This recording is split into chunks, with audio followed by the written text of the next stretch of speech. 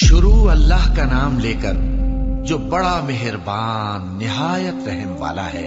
اے نبی صلی اللہ علیہ وآلہ وسلم، اپنے پروردگار کا نام لے کر پڑھو جس نے تمام کائنات کو پیدا کیا، جس نے انسان کو خون کی پھٹکی سے بنایا۔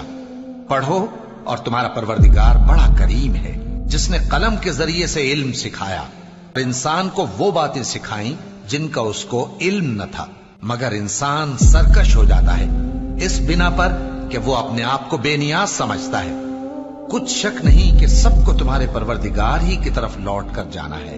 کیا تم نے اس شخص کو دیکھا جو منع کرتا ہے، یعنی ایک بندے کو جب وہ نماز پڑھنے لگتا ہے؟ بھلا دیکھو تو اگر یہ راہ راست پر ہو یا پرہیزگاری کا حکم کرے تو منع کرنا کیسا؟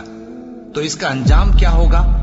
ذرا دیکھو تو اگر اس نے دین حق کو جھٹلایا اور اس سے منہ موڑا، کیا اس کو معلوم نہیں کہ اللہ دیکھ رہا ہے؟